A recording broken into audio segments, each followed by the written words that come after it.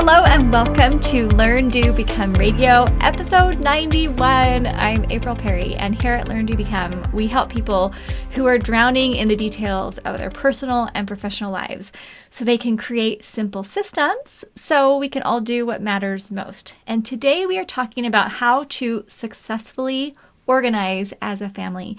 And this is lesson 8 of our step-by-step home organizing party. We hope that you've been following along. And if you are new here, make sure you go sign up at learndobecome.com/party, where we have bonuses. We've got videos and worksheets and links to everything that you could possibly need, even a worksheet where you can fill it out as you go along and make sure you've accomplished all 9 of these lessons, which will give you a foundation to be able to then build your command central and to be able to have a calm, clear, organized life and manage all the potential chaos that's around us. And Jill is joining us today. She's one of our team members and coaches here at Learn, Do, Become. She works inside of our Steps to Everyday Productivity program and community, coaching other people on how to actually implement the system that we teach here at Learn, Do, Become, so we don't have piles of stuff, piles of clutter, or tons of projects and lists and emails. And so we're thrilled today to talk about how we're going to involve our families in being able to organize. Now, if right now you're single and you don't have a family, hopefully you can still get some great ideas from what we're talking about today, because they apply to really anyone who's trying to get organized and think about things in a really positive way. Also, you could share this with any of your friends or relatives or associates on social media so that they can participate as well. But Jill and I have put together a top 10 list. We just brainstormed and said, okay, what is it that helps us to be able to organize? Each of us have 4 children, and so we're trying to organize and clean with a little troop here in our homes, and we're going to share what is going to be helpful. So welcome, Jill. So glad you're here with us today. Yes, thank you so much for having me. I'm excited to be here. Now, we also recorded a podcast that was our lesson number 4, where of the step-by-step home organizing party. It's episode 87 of the podcast. So we just kind of embedded the 9 lessons from the party into the podcast. But if you want to go back and listen to episode 87, Jill and I talked about how you actually map out that plan and get everything organized and coordinated. So she shared some jewels in that podcast on how she's made some amazing things happen in her home. And now today we're going to dive a little bit deeper and talk about more of those nuances of organizing successfully, not just on our own, but being able to bring in the manpower of our family members and having it done in a positive way. So maybe, Jill, I'll just start listing them off and then we'll just chat. This is something I want sounds great. People to imagine. We're just all kind of hanging out, maybe sitting in the living room, maybe we're outside. Like if we all could be together in the same room right now, we would be doing this. Okay, so number 1, we're talking about how important it is to have the right timing. If you are trying to incorporate your family to organize or clean with you, and if you pick a time when everyone is really tired and hungry, you're basically setting yourself up for failure, because no one's going to get along. They're all going to want to end as quickly as possible, and it's almost like pulling teeth. So timing, picking those pockets of time when people feel great. Jill, do you want to share how you've done this? And I'll share a little bit how we've done it in our family. Yes, absolutely. So timing is everything, like April was just sharing with us. And I have 3 teenagers in the home, and I have found that the one time that we definitely want to avoid is mornings. As far as family projects, it just seems like they're still waking up. Everybody's just maybe a little bit more grouchier than they are normally. So our ideal time has been in the afternoons, as far as, completing family projects. Everybody's gone through the day. They've had their own time. They've gotten their own things accomplished. And, that includes my husband and myself. So it just seems like everybody is ready to actually come together, spend time together, and get something accomplished, and just seems to have much better attitudes. And it's definitely served us well, choosing the afternoon time frame. I love that. And we've done some in the afternoons. I feel like So I take a nap every afternoon. So sometimes if I get up from the nap and it's time for dinner, I found for our family, a lot of times it works right after dinner before we might want to all watch a show or do a campfire or do something else in the evening. So if we say, okay, bedtime for us is around 10 o'clock, kids start moving towards bed around 9:45. If we want to start a show, like a 45-minute show at 9 o'clock, then we would say, okay, we're going to work from like 7:30 until 9. And we'll empty out the game closet, or we'll, do something downstairs in the kitchen, pull the stuff out of the pantry, or just do something that doesn't feel too overwhelming, because sometimes in our family, it's like that time of day is when maybe they would just want to naturally gravitate toward a TV. But if you have something else you're going to do first, then they'll jump on board and be part of it. And then you can kind of celebrate by having a little movie or a little downtime or something like that. So anything else you'd want to share on timing or any other advice? No, I love that. Okay, so if your family is maybe different ages or different bedtimes or different, maybe mornings would be perfect for you. Maybe it's like, hey, we're all going to get up, we're going to do a project together, and then we move on. I think that's awesome. I think probably the most important thing is just to test it. Try it out at different times and see when everyone seems most agreeable, most excited, and then try to consistently do that, because it's going to help you to be able to move forward. And again, it doesn't have to be every day, right, Jill? Yes, absolutely. It's, when it fits into your family's lifestyle. So, you are going to be the orchestrator of this, whatever that project may be, and definitely fitting in with everybody's schedules is going to be a key piece to getting this started on the right foot. And I will just also add, I don't always let my children know we're working on a project, but like, for example, we had a bunch of piano music when we moved into this home about 3 years ago. All the piano music kind of got thrown into this closet in boxes. So I asked my husband if he could help move this extra bookcase that we had into that closet. And then one evening, I just started pulling out the piano music and just started arranging it. And then all of our children kind of naturally gravitated into the room, and we started kind of working together. And I said, oh, hey, can you help with this? Oh, can you put this here? And then we got it done really fast, but it was like sneaky. No one knew the project was even getting done. It just did. So having something like that where you can make it a part of your family's routine in a really natural way. Okay, number 2. Sharing the outcome vision. And this kind of goes with number 3, which is brainstorming together. So the reason we put sharing the outcome vision first is because sometimes as the parent, you're going to be the one just offering the vision and the idea. Like when you were organizing your pantry and fridge, maybe the outcome was like, hey guys, we want to make sure we know what food we have, where things go, and just kind of get things cleaned up and organized. Just a very simple vision, but they know the goal is just this cupboard and just this fridge. We're not looking to do the whole kitchen right now. We're not going into longer term food storage. We're just doing this pantry, this fridge. And then do you want to expand a little bit more on the brainstorming together and how you talk with your family about that?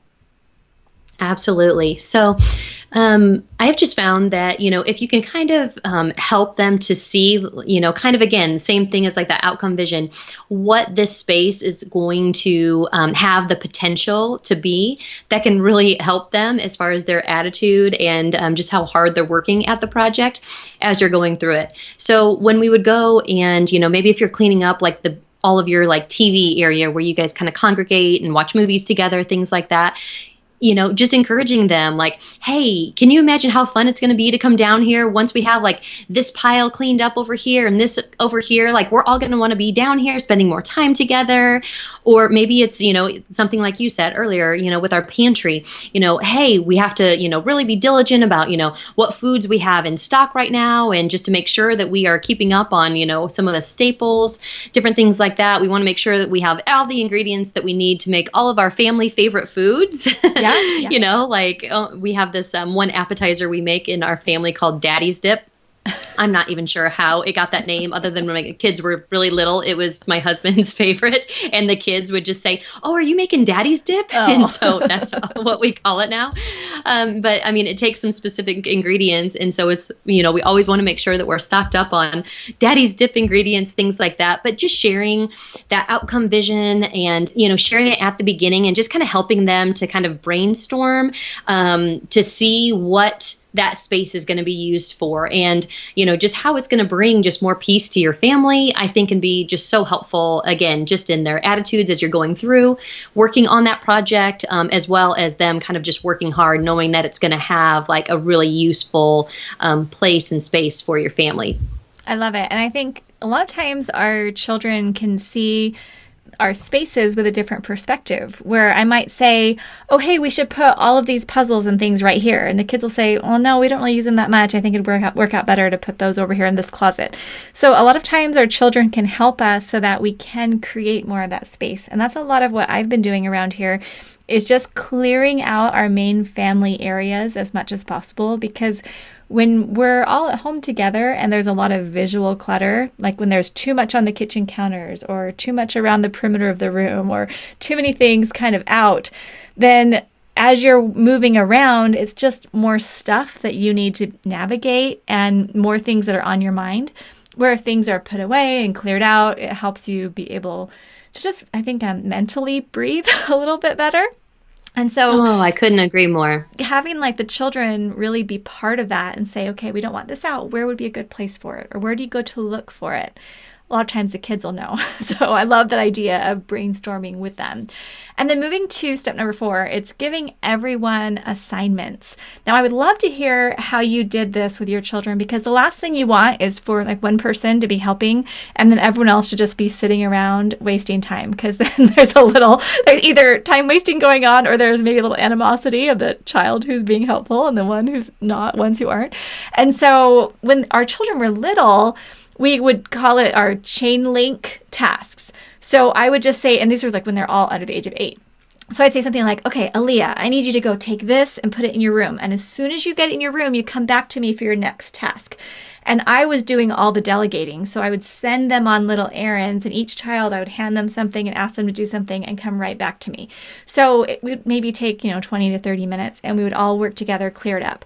Now that our children are a little bit older, I can do things like, hey, can you take care of this section? Or could you work on this area? Or can you get all the stuff that needs to be donated and kind of organize it into bags or something like that? And they can take on more ownership of areas or bigger tasks than when they were younger. But what did you do? Because I know you've been working on a ton of awesome projects. How did you coordinate who was doing what? Yes. So again, the ages of my kids right now are 17, 15, 14, and 11. So they are definitely old enough to kind of fall into that ownership category. So we definitely would kind of assign them areas to be in charge of. Now, to start off with, it would usually kind of start off as a group project. So kind of our simplification in going through and cleaning out different areas is to empty the entire area, and then sweep out or wipe out that area, and then to clean the area, and then to kind of put everything back. So initially, when you're clearing that whole entire area, that's something that everybody can just kind of chip in, like come in, grab something, take it out. So we kind of start with just like that group mentality. But then as we go on from that, it's definitely kind of delegating. Like, I think no matter what the project is, when you have a family situation, you do need to have someone who is delegating. So whether it's you or your husband or maybe one of your oldest children delegating, just to make sure that everything's moving smoothly, that's definitely a key piece. But then giving them something that they are in charge of. I believe like the less crossover between the kids at those ages, the better, because, somebody's going to be saying, well, I'm doing more than them, or, it just leads to opportunities kind of for bickering or whatnot. Yeah. And that's probably true even when they're pretty little as well. But if you just give them one area that they are in charge of, like, okay, this is everything that's going to go back on the left wall of the shed, like Landon, okay, you're in charge of this whole area and organizing it into a way that looks nice and neat, and okay, here, Bo, you're the one who's out here playing with, basketball the most, like you're going to be in charge of reorganizing all the balls and putting those back in our storage cabinet here. Yeah. So just different things, and kind of giving them those jobs can definitely, I think it gives us an opportunity to praise them as well. Like we can see them like, hey, you're really good at organizing. I would love it if you could take all of these books and organize them into, books that we want to donate and books that we want to keep, and on the shelf for me, you know, Love it. and just kind of recognizing their strengths along the way, kind of giving them some assignments that, you know, can kind of help to connect them to, you know, the ways that, you know, Yeah. the strengths that they have. I love it. Okay. And so I'm moving that one to number 5, which is lots of praise. Let's talk a little bit more about that. Because, Jill, I've got to be honest, I have a hard time sometimes when I'm working with my kids to be critical or frustrated if they are fighting or if they're not putting all their heart and energy into organizing like I would. You are not alone. Okay. So how do you do it? What do you do? Yeah. Yes, you are not alone. Okay, so can I tie in maybe one of the other ones along here, which is also after this one? So music. Okay. Music, okay. music. Okay. And actually these three kind of all kind of tied together because the other one that we're going to talk about is keeping the mood light. Yes. Like Okay. the one that you had mentioned Put them all about together. positive, keeping it positive. We're just going to kind of put all these together because really they all are kind of combined. So keeping the mood light, playing music, and lots of praise. So all three of those kind of combined together because number one, we play music because it just instantly lightens the mood just by playing music. Who like picks the everybody songs? just gets a little bit. Okay, so that we kind of rotate on. We don't necessarily have that like delegated, but if we just play some kind of like upbeat rock dance, you know, just something. I mean, we play so much random stuff. We might play like old time country songs. Yeah. We might play 80s rock and roll. We might play today's hits. I mean, we do all different sorts of ones. And it doesn't even really matter what the type of music is per se. It's just that there's music there and it just gets everybody just moving a little bit lighter and better. I don't know what it does, but music changes the atmosphere like instantly. So every time we do a project, we turn on the music. So Saturday mornings is like our routines of cleaning the house. So each child is assigned like a section of the house besides their bedroom.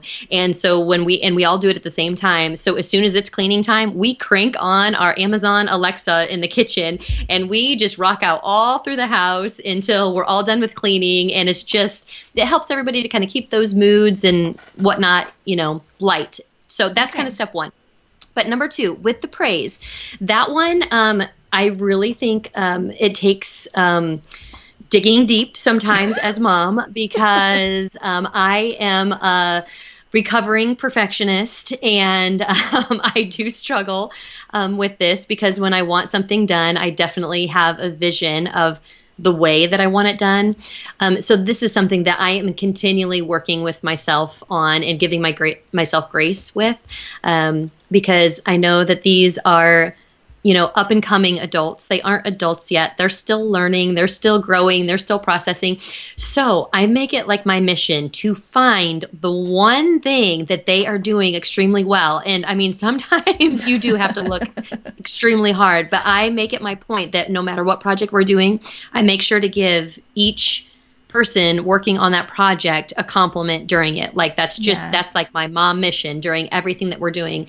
And again, sometimes it does take a little digging deep, you know, because some attitudes are, you know, can be different things. But as soon as I see them doing something good or helping a sibling, maybe they're lifting something heavy and they go to help their, you know, sibling to carry it or just whatever it may be, or whether they actually sit down and are starting to work hard sorting through those, like, it's amazing how far praise can go. And again, just letting go of perfection and embracing praise. It can just make everything flow so much smoother. And I think it's also when you're assigning people jobs, when you assign them based on their strengths. I mean, not all the time. Sometimes it's good for kids to work on things they're not automatically good at.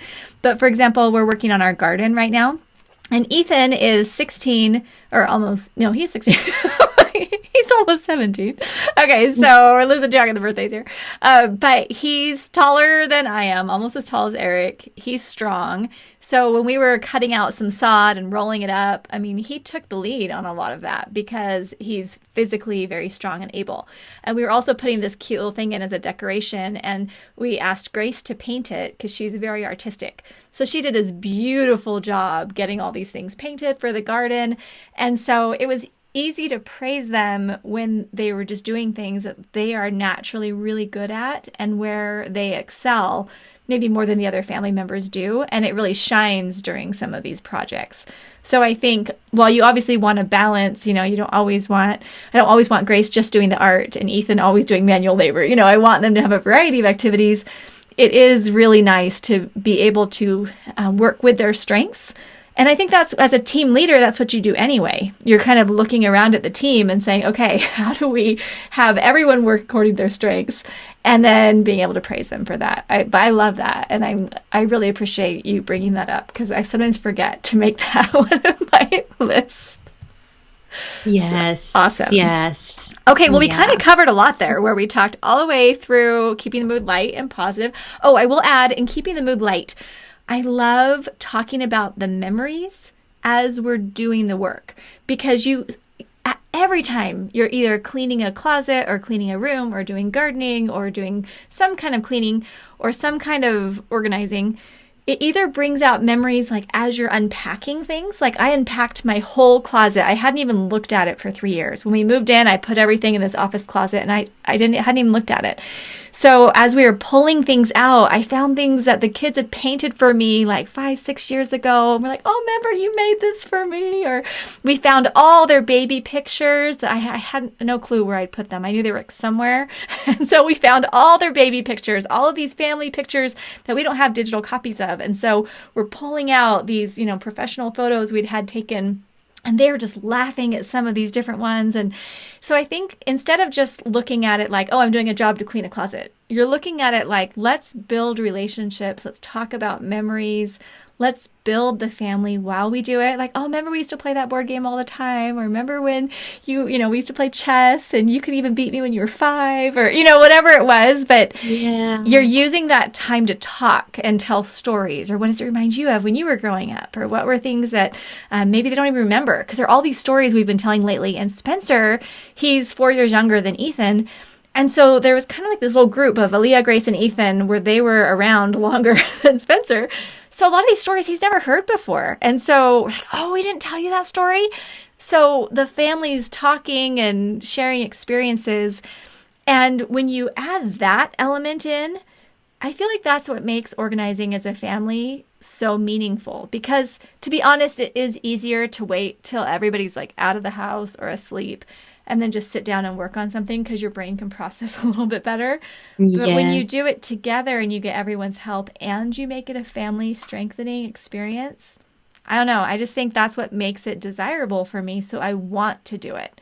Any thoughts on that? Oh, that is incredible. Thank you so much for sharing that. And such a huge piece. And it has been interesting as we've kind of been going through and doing some things. We've just had some neat memories come up for us as well. And, it's just one of those things. It's just, you haven't thought about some of these things in literally years. Mm-hmm. And then it's just like you open up this box and you're like, oh my gosh. and you're right. It just opens up the door for just storytelling, whether it's, maybe something from your past, or when you and your husband met, or, mm-hmm. just different things like that. And I mean, it is so fun to just go down and just share those memories. And I think sharing stories like that, it builds the family. And, they talk about so many times now, especially with teenagers, about the need for connection and the need for belonging. Yeah. And so I think when we take those opportunities to share memories like that, especially from their younger years, and, just letting them know where they came from, and just how it just solidifies how important they are to your family, mm-hmm. when there's so many things, coming at them in media and, just different things that can tear kids down these days. I just think that those type of things can really build them up in a way that we can't even truly recognize the depth of, and just how that really can help them to know how important they are, and just what a key piece of this family that they are. And just going back and reliving those memories can really be a huge piece in that. So thanks for bringing that up. That's definitely I love what you said. And I think what this does is it brings a whole nother dimension to what we're talking about today. Because while the topic is, hey, learn to successfully organize as a family, and people might be envisioning this perfectly clean house that would totally belong on Pinterest or whatever, and, get all kinds of likes on social media, that's really not what we're talking about. We're talking about why we want to create an environment where not only the environment is enticing and beautiful and a pleasant place to be, but the process of creating the environment is something desirable. You know, like you want your children to be part of that process of creating a home. And when they're part of it physically, like, you know, right now we're planting vegetables. Eric sat down with the family and he's like, okay, here's the garden. And he had a grid, you know, like graph paper put together. Now, Eric grew up on a fruit farm. So he had like acres of, you know, peaches and apricots and tomatoes. And he grew up hoeing in the summers. I mean, his life was like outside on the farm. And so he hasn't really been able to magnify that. We haven't really had a backyard for a long time, but now we do. And this is our first year that we expanded the garden. So he has the garden all set up, and we sat down and he brought out the seed packets and we talked about which vegetables and fruits we like. And everyone was sharing and and he's taking notes. And then we all go out in the backyard together and we're saying, okay, well, where would the raspberries go and the blackberries? And it's 18 feet here. How many feet? You know, and we're doing the math. And I mean, but I think that when you're helping the family be part of the creation, then I think symbolically you're able to talk about the bigger picture. Because, you know, at the end of the day, where we have tomatoes planted really isn't that big of a deal.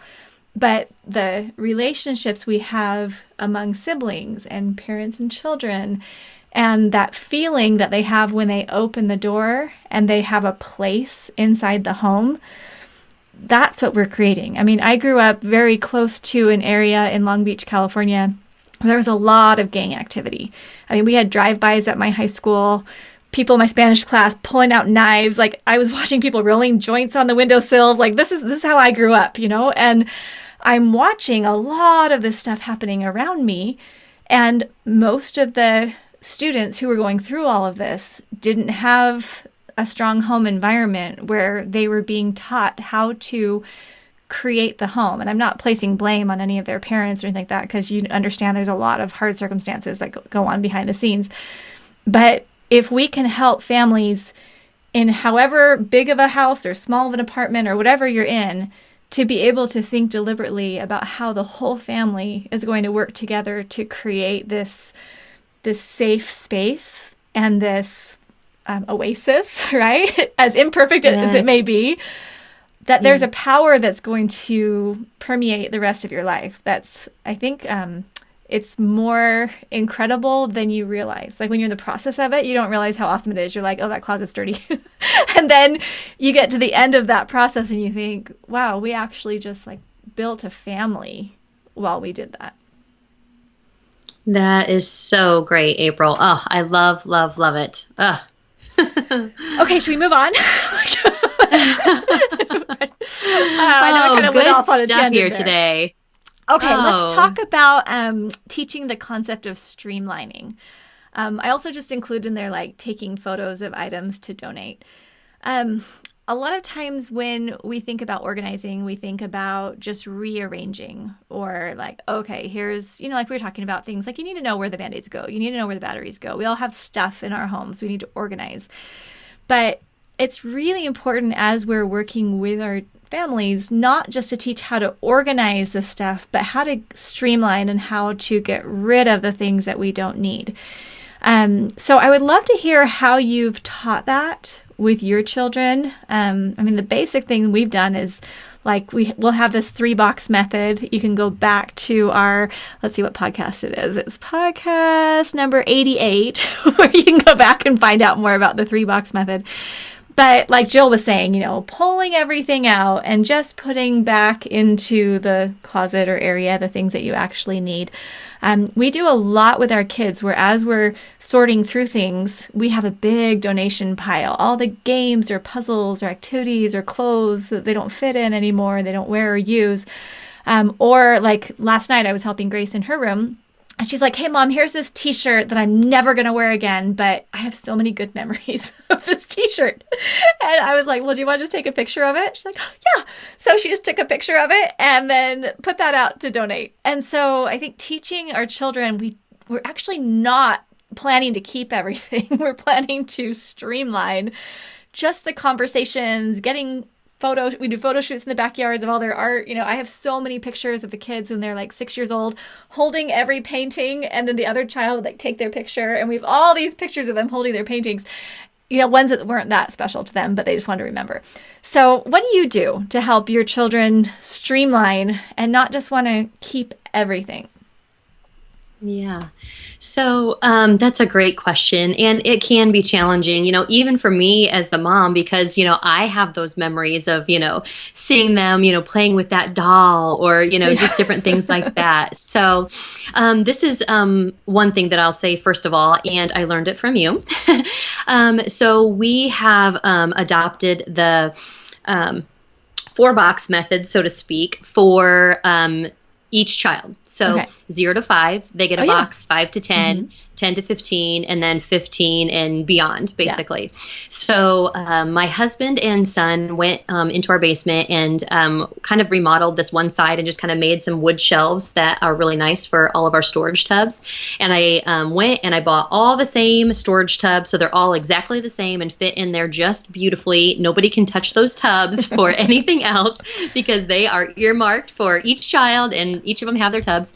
So we asked them if it's something that, you know, they want to keep. I mean, if it was something super special to them, they do have a place where they can keep it. Even if they're not playing with it anymore, it can go right down there into their tub. They know exactly where their tubs are. And it's also fun for them to go back in to have it really easily accessible, so they can pull out their tubs and kind of relive some of their, you know, childhood, you know, favorites, whether it's a little Spider-Man or a doll or a blanket or just different things like that. They have a space where they have all of their individual things stored safely for them. So that's number one, knowing that they have a safe place to put those special items that they just truly don't want to get rid of.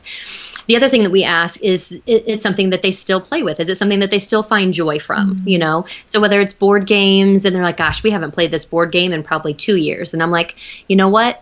That's probably an opportunity. I mean, think about how much fun we did have with that game. You know, by us holding on to it, we're preventing some other child from having as much fun as we did with this board game, you know?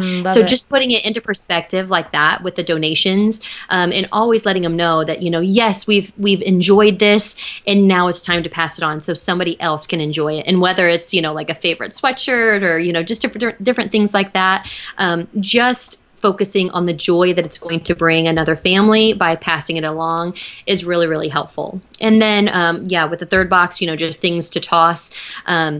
You know, that one's pretty self-explanatory. If it's tattered, if it's torn, you know, even if it's special, like you said, you can always take a picture of it or, you know, things like that. But if it's kind of beyond its usefulness, then, you know, of course we do go ahead and toss that. But like you said, our donation pile is just a constant in our household, and it's great to just know that it's there and we have a place where we can go. And instead of kind of having that dread of, you know, letting something go, I think we've all kind of adjusted our thinking, and it's just focusing on the joy that it's going to bring somebody else. I love that. And it's so funny as you're talking about the photos, I was remembering back. So Ethan, he is like super, like gifts are his love language. And he loves having a little memento to remember an experience. And even like candy wrappers. He was saving every candy wrapper because he wanted to remember the experience of like eating that piece of candy. It was like super funny. Like I go in his closet and there's this Ziploc bag full of very nicely organized candy wrappers, like so many candy wrappers.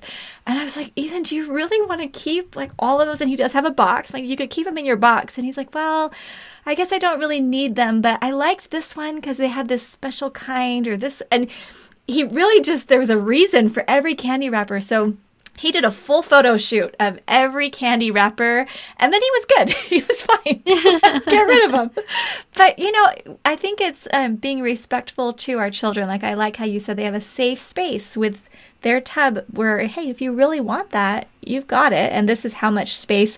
So if you have too much in it, you might want to streamline and get rid of some of it. But if some of it's really important to you, let's go ahead and give you that place to put it. And I know I talked with a friend of mine, and she said, in our family growing up, we had no place to put anything that was important to us. Even things like birth certificates and graduation, you know, or diplomas, like our parents didn't keep or organize any of it. So as the kids, we were trying to figure out some kind of a system to preserve these things because our parents just didn't have anything for that. And so I think having something like a simple system that's just, hey, here's a box or a tub or something for these years, something as simple as that can help parents who might be overwhelmed by other things that they're doing to at least have some place in their mind to say, okay, just stick it in the tub. Like, I'm not a scrapbooker. I don't have beautiful binders for everything. We just have everything labeled in boxes so we can find it. It's not beautiful. I'm not good at like art and framing and all of that, but at least the kids can find it. And then if they want to frame it or scrapbook it or something in the future, they can. But I'm just going to support them the best way I can, you know? And I think it's like being, like you're saying, giving ourselves grace. It's okay if I don't have every single thing in shadow boxes or whatever framed for them. Yes. I at least have it like organized by year, like by period of time. And that'll be okay. Yeah. Okay. That's fantastic. Can you talk about how it fills the bank? I know this is kind of going back as we're talking about the praise and the music and the positivity that we want to create. But you had emphasized how it alleviates stress. And even if they can't see a point in a project, like that, they understand it's a way to serve our family. Can you just expand a little bit more on that and let us know how you communicate that to your children, or maybe share an experience so we can understand how that works? Absolutely. So, you know, as we're going through life, you know, as adults, I think we definitely have a bigger perspective, and we understand the concept that, you know, there's going to be times in life, you know, at different jobs that you have throughout life or through different experiences and different classes that you take, that you're going to be going through situations where you may not necessarily like the task at hand that you have to do. Yeah. But you know what? You still just have to get through it, and you still just have to do it.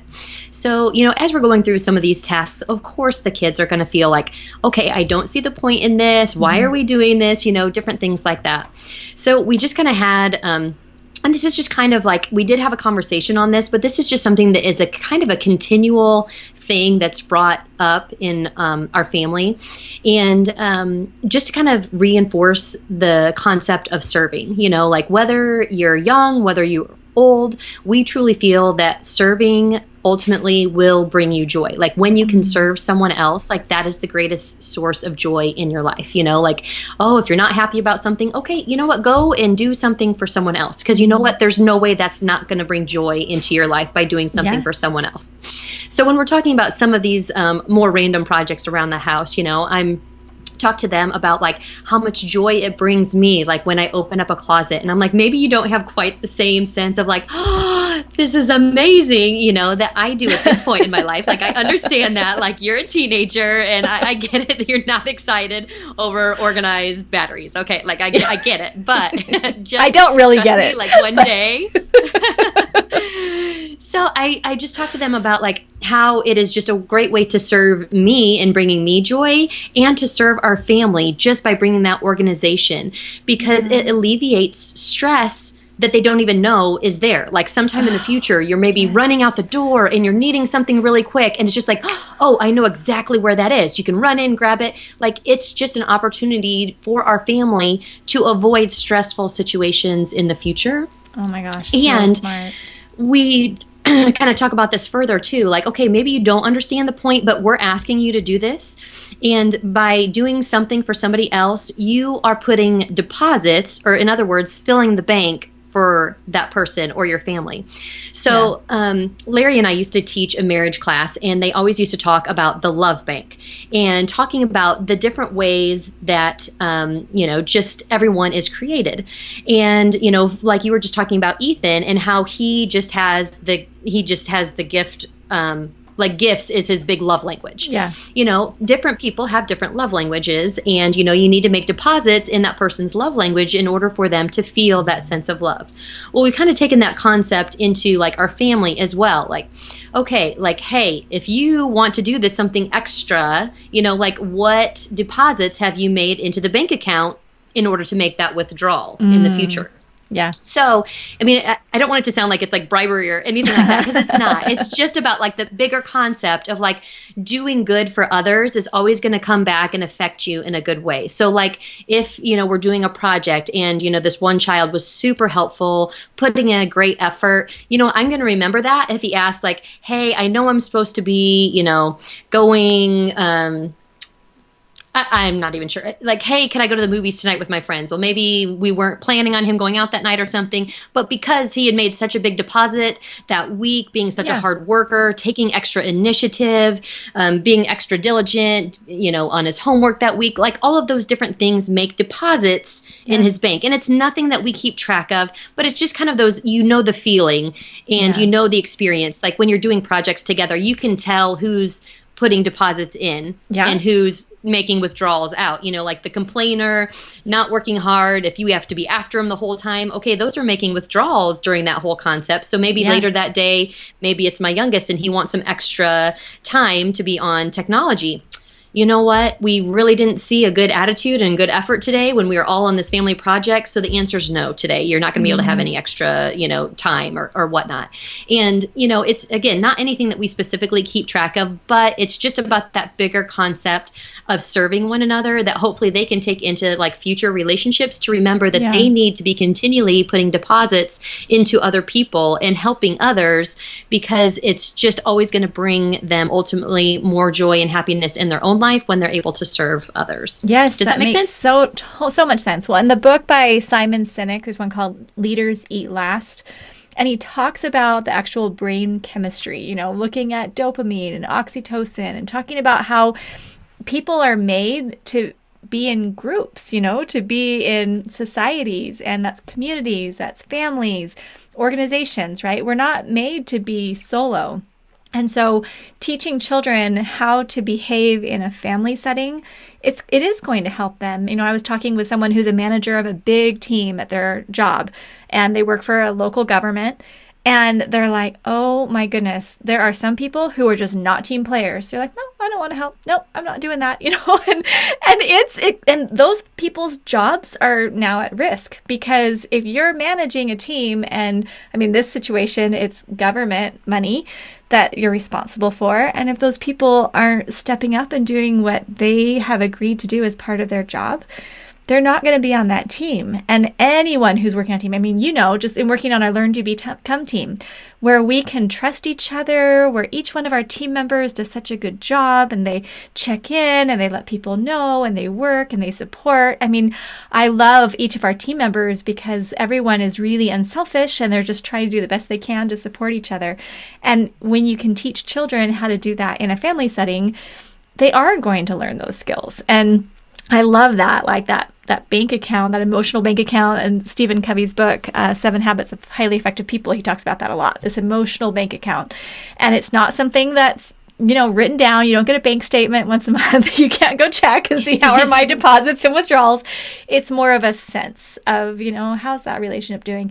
And then just going back to what you'd said earlier, there's lots of praise that you're giving. I feel like these opportunities of working together on these family projects and organizing together, it gives you very specific opportunities to make these deposits of praise and give your children like legitimate reasons why you're praising them. You're not just like, oh, good job on that video game today. You're like, hey, you actually did something that contributed in the real world. I mean, you can also praise them on their video games, which I think my boys would love it if I praise them on their video games.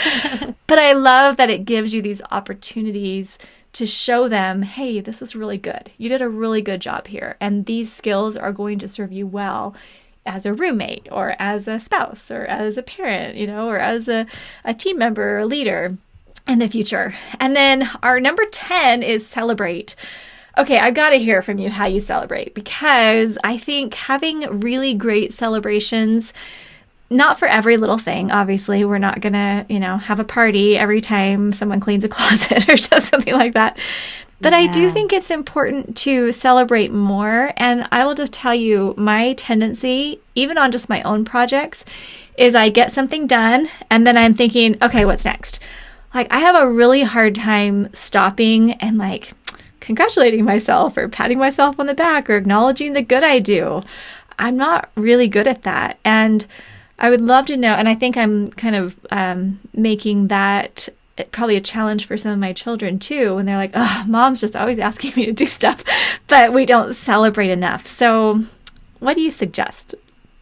Yeah. So, and I think finding different ways to celebrate for each of the different project areas. So even for yourself, like when you're doing those projects, like you kind of have your list of, different ideas, like if you're having an off day, like things that can kind of like fill your soul. A lot of those things could also be used as rewards, like things that I enjoy doing, whether it's going and taking a hot bubble bath after I've completed a really hard day's work of like something that I didn't want to do or something like that, just things that you enjoy. But from a family perspective, I mean, the options are endless, and it really depends on what your family enjoys doing. Mm-hmm. So some of just different ideas that we have had. And sometimes it's fun as you're going through the project to talk about what the celebration is going to be, because that kind of helps to keep the mood light as well. Yeah. So as you're going through and everybody's working hard on the project, just think about like, how good it's going to feel tonight. Like we're going to go inside, everybody's going to shower, we're going to have this great meal, and then we're all going to cuddle and we're going to watch popcorn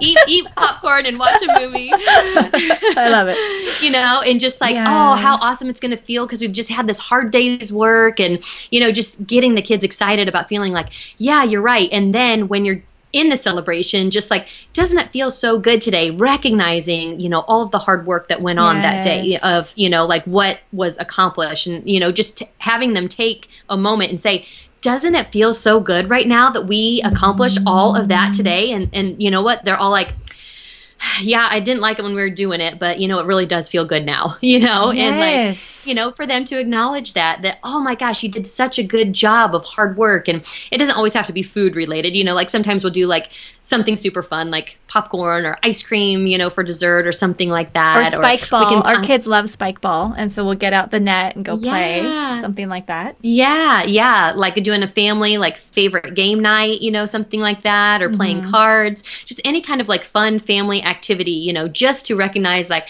hey, we've worked hard. Now we need to celebrate that. And just because I think it is so true. And I'm very much like you in that sense, April. Like sometimes I have to remind myself to be like, okay, like now you need to break. Like you need to take time to enjoy and not just work, just check one off, get to the next one, check one off, get to the next one. Because that can almost be like an addicting type thing too, like where you just want to, accomplish so many things. Right. But that is just such a key piece, like to understand, like you do need to stop and celebrate. And, maybe it's like a little family adventure for the night, like where you, if it's a big project, you can be like, at the end of this week, when we get done with this, we're going to have like, I know it's hard to do right now during the quarantine, but like, in times past, like we've done like a really fun night, like where we'll go out to dinner and go to a movie together, or, something like that. We can go in town and play miniature golf, or, just a fun something, out of the ordinary that we don't necessarily always do.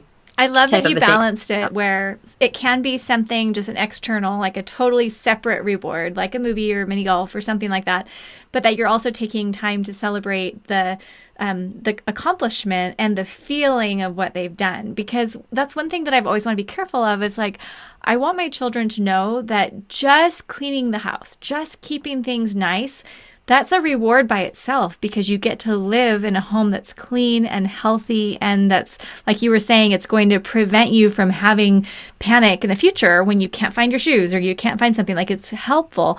And it's so funny because I was helping our girls clean their rooms, and they always hated cleaning their rooms, but we would go in together and we'd work side by side together, all growing up and keeping their rooms clean. And I never felt that they enjoyed it ever. Like, it was never like, hey mom, are we going to clean the bedroom? Like, never.